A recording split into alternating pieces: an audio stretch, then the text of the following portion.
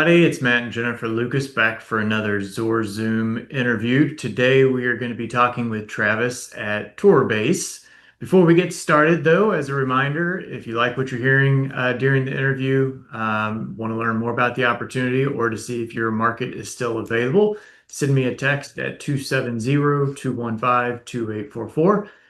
We'll get with the team at Tourbase, make sure the market's still available, and then go through the next steps. But with that said, Travis, welcome. Thanks for joining us today. Thanks for having me, guys. Yeah, so this is a very unique opportunity that I'm excited to get the word out about. So why don't you just, if you don't mind, introduce yourself and then give us the 10-4 on just, the basic of the brains. The elevator pitch. You bet, you bet. Yeah, my name's Travis Vaughan, and I am one of the co-founders and leaders of Tourbase. And I had a background for a number of years in finance and consulting, and ultimately decided I want to make the jump to become a business owner myself. And was fortunate enough about 4 or 5 years ago to pair up with my business partner today, who had this really cool business model in the travel experiences space that I was able to join in, and together we were able to launch Tourbase and franchise that model. So the quick version of it is it's essentially an experiences booking platform for people to go and find really cool things to do that is actually curated by locals and then book those online. And so, to give you an example, like our first business that got started up in Alaska was a one-stop shop for booking cruise excursions. And people who wanted to go to all different parts of Alaska have a single place where you could go, you can see videos, you can talk to a team who's actually done those tours and book those right online. And then the cool part is we've got built a lot of technology on the back end that takes those bookings and sends them out to the respective tour operators. So many of the things that used to be very, very manual of a typical travel agent who's having to pick up the phone and call and check availabilities and email bookings and vouchers and stuff like that, that's all taken care of with a bunch of tech. So um, turned into a really nice business model for us up in Alaska, and we decided let's take this and franchise it out and do that so that other local entrepreneurs could use this tech that the big players like TripAdvisor and Expedia have, same type of stuff, but do it in their local market and use their insights, partnerships, ability to market locally to really differentiate. So at the end of the day, that's kind of what we're doing is helping people to I create mean, this I, booking I love the platform. model. We just booked a trip down to Key West with the family for a few nights, and the amount of time and energy we have spent trying to find this, that, reviews, and this, if we had a singular source down there and just said, hey, this is what we want to do and let them do it, it would have saved us hours of time. Yes. Exactly. That's the hope. That's the value proposition. And the websites usually about 70, 80% of people like yourselves when you're going to Key West, like you find what you need on that site and can just book it and it's totally hands-free. So that franchisee, that owner doesn't have to do anything. You can just go in, you log in, you see the bookings flowed and happened. Hopefully they watched your videos that you created or the blogs that you wrote or the work that you put in to sort of help them find those resources. And then about 20, 30% of those bookings, like maybe you actually want to talk to a human and say, I really need to understand this, or this for our flow. That's when you pick up the phone and the reservations team steps in. Wow, that's impressive. So the majority of your bookings are done without anybody touching Totally, yeah, the totally hands off and you just kind of see the bookings wow. go through and check them out. And then for the remainder, 20, 30% is more has a human touch, responding to an email or creating we've got some cool tools to create these really unique custom itineraries or pick up the phone and just call somebody back and answer some questions or get a credit card, stuff like that. That's awesome. So So I wouldn't think it'd be very hard to get the local businesses to join because it's really advantageous for them as well, right? It's actually you're spot on, and many people think that that's maybe one of the hardest parts of the thing is, oh, how am I going to get people to join and sign up for this? But you're actually right, Jennifer, that it's most of the local businesses are pretty excited to jump on and join in. Some of them might already work with a similar type of company. So our big competitors in the space, people may have heard of, would be a company like Viator or Get Your Guide. So those local partners might already be using a reseller like them and are familiar. They get the value proposition of like, okay, you bring me new business, new incremental revenue. I give you a cut. Seems like a good deal. Um, if it's a smaller tour operator, or maybe they're newer to the space, maybe you're the first time that they have this opportunity. And so you get to explain it a little bit more thoroughly and help them wrap their heads around, okay, how does this work? Because for them, they're not used to somebody else selling their tour and collecting the money and doing some of that customer service and just showing up. But in general, they're very excited to come on board and get So that it incremental sounds revenue. like you can get up and running pretty quickly and probably get the accounts pretty quickly, but how do you get the Google rankings? So when somebody's looking for these bookings to be above all the other big ones. Yeah, absolutely. I mean, that's an ever-changing field that we put a lot of time and energy into trying to work on that SEO for the search engine optimization. And building organic traffic to your site is an important part of the mix. And it doesn't happen overnight. It happens over the course of 6, 12, 18 months. It really usually takes, a couple, 2, 3 years for that something like that to fully mature. So it's a process where you start to see, maybe you got 100 organic visits your first month, and then it turns into a few hundred, and then 1,000, and a few thousand. And so and on up from there to some of our sites, get in the 20, 30, 40,000 visits a month type of organic rankings and hopefully more. But, that's where we're at right now. And so it's hard to pin down an exact, you can go and Google and find 5,000 different people to give you tons of different ideas on how to do organic SEO well. And it's ever changing. But at the end of the day, it's if you create better differentiated content that's really helpful to people, you're going to do well and be rewarded, whether that's from Google or, in the future coming all of these AI agents like ChatGPT and search engines that people will be using outside of Google. So that's what we really encourage people to do is find real customer problems, create great content, both written and maybe some short videos, and you'll be rewarded for it. Okay. So this is obviously a good opportunity for people in tourist like areas. So somebody may be in the middle of, I don't know, Iowa, I guess, or I don't know. Like it's not going to be for everybody. And no offense to our Iowa people. I'm trying to think, you probably want to be near something that has a lot of draw, correct? It's definitely helpful to have, you got to have some visitors that come and show up. I will say it doesn't have to be a, New York or Miami or Cancun. We found that it can actually do pretty well in some sort of secondary, smaller markets. So we had a number of, franchisees in ski mountain towns like Telluride and um, Jackson Hole. We just launched actually this last week in Nashville, which is, pretty big, kind of that in between. It's not a huge market, but it's got a big draw to it. So it is going to be you're going to want to find somewhere where there's people that are coming to visit and finding things to do. Um, but I will say what we do is if someone were in Iowa, and they're a small town in Iowa, okay, and maybe that's not the right size market, but we're pretty flexible in terms of how we size out the market to make sure, well, maybe there is a big enough draw if we just did the entire state of Iowa and did Iowa tour base. So that region could be expanded to sort of fit into um, a space that actually is marketable and that we believe is could be a profitable business. And then the second thing I'll say is it doesn't have to be where you live. A lot of times people are sort of bound in this mindset of like, well, I'm here or I want to be here, so I have to find a business here. We say it's either where you live or where you love and would love to go travel. So let's say you guys fell in love with Costa Rica. You say, hey, we want to go check it out. We'd love to be down there a few times a year to go check in and visit.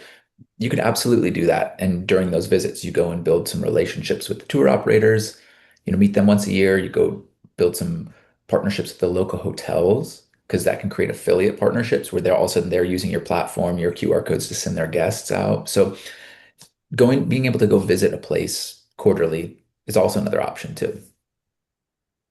Nice. Okay. I didn't think about going to the hotels to help build traffic, but that's a great That's option. actually become a really important channel for us because, in a world where we can depend less and less on SEO and Google and AI changing things, we have to figure out how do we ensure we're working with places where there's eyeballs and visitors and they can leverage our platform. So property managers who've got 50 different Airbnbs or hotels, they've got a huge inflow of guests all the time.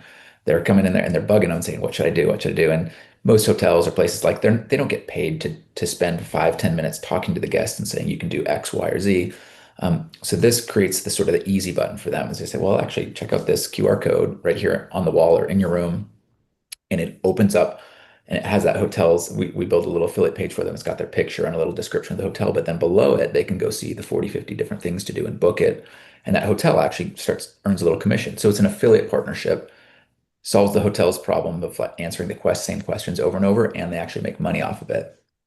Nice. So how do the territories work as far as, let's say, we live here in Florida, but we want to Costa Rica. We want that. So how would that be set up? Yeah, so you could actually just be a business that's registered in, think of yourself maybe as if you were a marketing agency in Florida.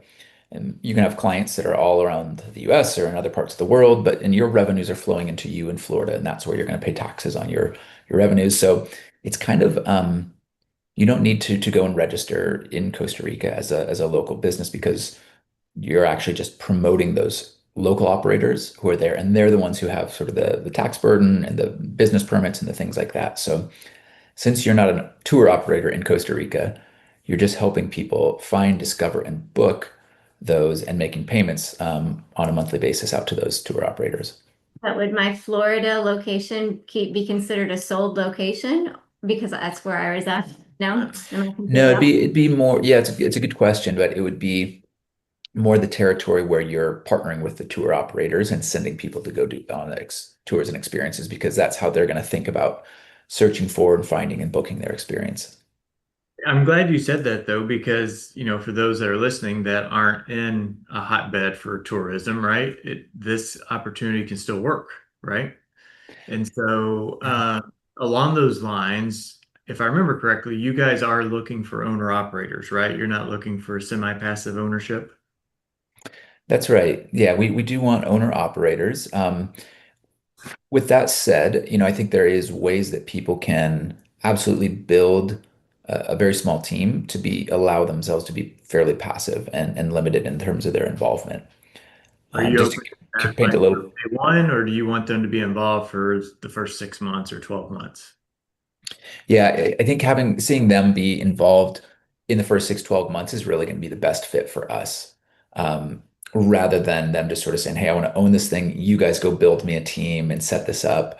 We're always open to exploring conversations, and we have some corporate locations that with that type of thing, we'd say maybe say, "Hey, if you want to step into this thing that's been established, and you want to have partial ownership in that, and we've already kind of got a good flow in, and we can collectively go hire someone." We could certainly have that conversation, but for the most part want to see people who can both roll up their sleeves and kind of get into it and understand it. And then as the business grows, because it's very much one that 6, 12, 18 months, you're going to see a lot of growth. It's not going to be all be on day one.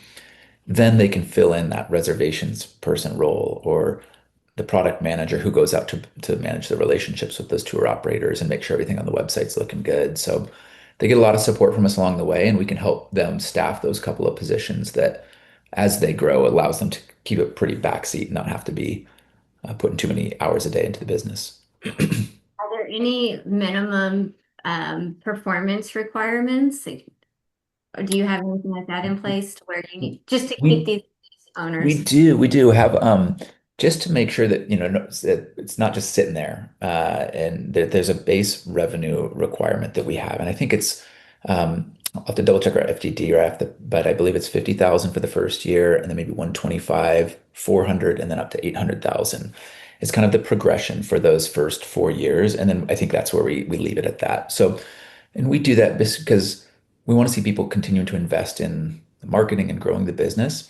And that's where it kind of takes for someone to, what I think is actually have a real business that's going to be able to provide them the type of income that makes it worthwhile for them, for us.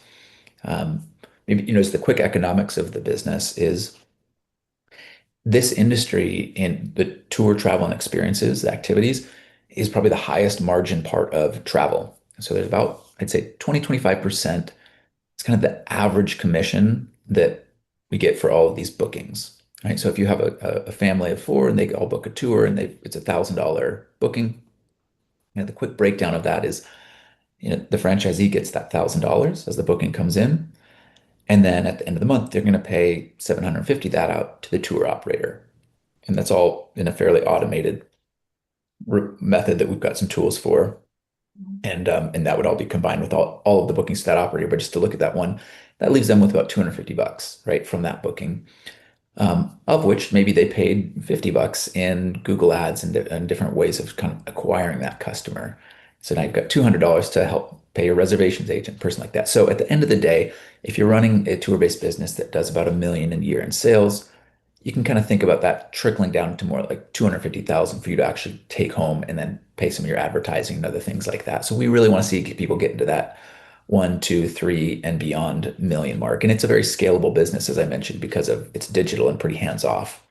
What's So the that market 3 outlook? million there feels very different than 3 million of, washing windows or something that's like extremely service oriented. I mean, the fact that you get 70, maybe 80% of your business without ever touching or having a phone conversation, I mean, that's a huge win.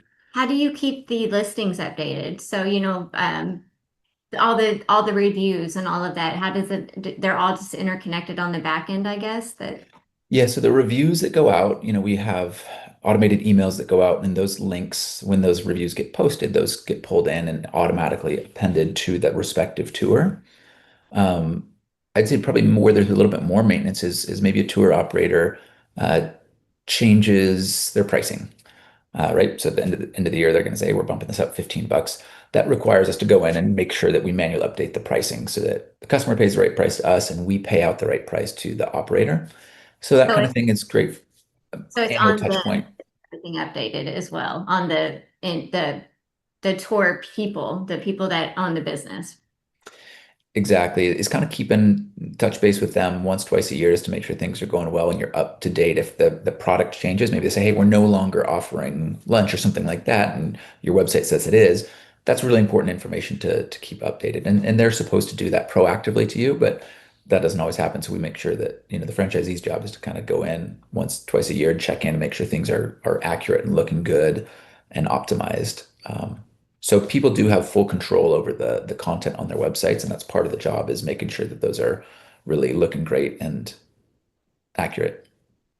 I mean, imagine from a SEO standpoint, the more you update your content, the stronger your website is. So that's a A no-brainer there. benefit. What is an owner looking at from an initial investment standpoint? Sure. So as of today, in 2025, we've got a $35,000 franchise fee. And then the other big upfront expense is what we call the website build out fee. And that's $30,000. And what that gets you is, we learned from our first couple franchisees they were doing the huge bulk of the work up front, and it took a really long time to get those websites up and launched, and probably weren't done maybe as well as we could have after we had started to do this a bunch of times. And so we said, we're going to take this in-house and do this all for the franchisees so that you get a turnkey business ready to go about 2 months after signing. So those first couple months, pretty laid back from a franchisee's perspective. They're kind of going through training, getting to know us, getting to know the processes, and really getting ready so that when that site launches, they're ready to hit the ground running. And during those couple months, we're doing things like going out and actually building those first tour operator relationships with them and helping show them this is what it looks like, how to have the conversations, how we contract with them, and building out all their, ad campaigns so that they've got that turnkey business ready to go. And then it's handed over to them to take and run and grow from there. So that's to answer your question, Matt, it's about 65,000 is really kind of out of pocket what you're looking at to have your business ready to go. Um, Apart from that, it is, the one other big expense is how much are you going to invest in paid search and paid ads in that first year. We have a minimum required spend of $10,000 a year there. Um, Usually, and hopefully we see that being a lot higher because someone's getting a positive return on investment. So we like to see, keep investing more and more. Let me kick in real quick. Did you say 10,000 a year or 10,000 a month? A year. Yeah. Oh, well, that's not really that much at all. No, it's not. Yeah, and so oftentimes we'll see, maybe someone might have a budget that ends up being more like 40, 60, 80, 100. It just kind of depends on how the Price. economics are on their ROAS, the return on ad spend is going for them. But I think that someone could think about that 75 to $100,000 range of saying, okay, we've got some capital for investing in ad dollars and maybe our first hire for someone to come in and do some reservations and get you through that first year. No, that's awesome. And I really love this opportunity for folks like we have candidates from time to time that they live in one market, but they're looking at relocating, maybe they're up in the Northeast, they want to move south, right? And so this works because they could go ahead and launch, and if they move or they don't move, it doesn't matter. They can still operate. You're right. It's great for that type of transition. And I'd say for, a number of folks that I think are coming out of the corporate world and want to own a business is that might not quite be ready to do that. This is a type of business that actually works pretty well for having that type of transition because, we're doing that for initial build. And then those first few months, usually it's slower because the wheels are getting turning. You're getting those first reviews, you're getting working out the kinks. And so you can almost use that first year of thinking of this as a part-time thing. Okay, I'm going to check in the mornings and evenings and uh, put in some extra hours, later at night or something like that to do a few project-based things. Uh, but we do see people who are able to kind of juggle both of those, and then you could get to a spot where you start to see the traction and maybe feel more comfortable leaving that day job as well. Yeah, I like it. And what about an ideal avatar for an owner? Is there, specific background you're looking for or skill sets? What do you want to see in an owner? Sure. I think one thing is that this industry has a lot of uncertainty and change. And so people who are willing to get in there and just say, yeah, I can learn something new. Because in 2 or 3 years from now, what works well today in marketing might not be the best then. And so we have to say, okay, how do we roll with adopting AI in this and making our work more efficient? Someone say, okay, I don't know, but let's learn it and let's explore. So just that appetite to learn and adapt is super, super important. Um, Somebody I think who is willing to both uh, jump in and do the work because early on it just makes sense to roll up your sleeves and get in there and make the website updates and call the tour operators and build it. So don't do that, but then can also make the step to being a leader and building a reservations team of a couple people and having a small team that they can build and grow and has big ambitions. So ideally we want to see someone who doesn't just stay in one single territory. They say, "Oh, this is cool and it's working well. Let's go do two, three, four, five more." Like we would much rather have a smaller number of people that end up scaling to multiple locations than 100 different franchisees, I guess, at the end of the day. I'm going to be So one. willingness But to learn and I was willingness to just saying, scale. what I'm hearing from you is that we should buy Hawaii and then use, business write-off expenses to be visiting Hawaii every few months. I would gladly have that conversation with you guys. That's That you're hearing that. That is music to my ears.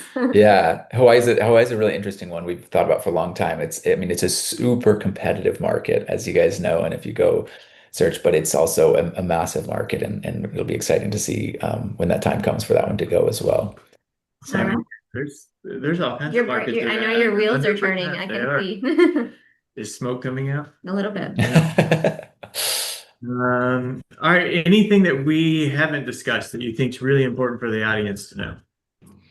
maybe just one follow on your question. I mean, when I'm in the shoes of the franchisee, I want to know all the numbers and the economics and Um, the other, ongoing big expenses, like how much do I pay up front and then how much do I pay ongoing basis? And so the ongoing not the franchise fee, but the we call the service fee, is 3% of those total revenues. And yeah, so it's fairly low. And what we do, it's kind of cool. Is we can just add that into the checkout process. So the customer actually pays that. In the instance of our $1,000 booking, there would be a line item that says taxes and fees, and there's 3% in there that is actually ends up what comes to us. So the franchisee doesn't really feel any sort of ongoing expense after that. I So in didn't. essence, there's not an ongoing royalty to the franchisee because the customers that are booking are paying the royalty for the franchise owner. Yeah, exactly, exactly. That is epic. That is really awesome. I don't think I have heard of any franchise brand ever doing that before. That is really Oh, smart. cool. Told you I love this brand. Yeah, that's a winner right there. Good for you guys. Yeah, that's Awesome. Oh, thanks. well, otherwise, I mean, do you have any other things that we've missed that are extraordinary like that? Yeah, That's a that was big a big one. one. Gosh, not to come to mind. I think I really appreciate you guys and appreciate the time and yeah, we're more than happy to chat with anybody that's interested and wants to learn a little bit more. Yeah. So we're still a small enough brand, where We've got quite a bit of interaction, or a lot of interaction for sure, with myself and then Drew, my business partner. So we're spending a lot of time, like the Nashville team we just launched last week. We got weekly syncs with both of us, and we're doing a lot of face to face. So we're still at this very exciting time in the next year or two of our growth. I think where we get to be super hands on and close to every market and every franchisee that launches. And so that to be said is when you reach out to us, we'll be able to have a conversation with one of us, and Well, rather than we kind can of working attest your to way through the that. sales team. We can attest to that because we've got one about to sign with you here in a week or so. So, Yes, I'm very excited. yep, we are as well. So again, for those watching here, if you want your customers to pay your royalties, send me a text 270-215-2844. We'll get with Travis and the team, make sure your market's still available, or any market, doesn't have to be where you're at, and we'll go from there and talk through some next steps. Thank you so much, Travis. Yes, thank Awesome. you. All Thanks, right, we'll guys. I really talk next. appreciate it. Thank you for watching. Listen, click the links below. We're here to help. If you have any questions, we're not going to bug you. We're not crazy. We're very friendly people, and we just want to help. Well, at least one of us are. Hey, we're here to help.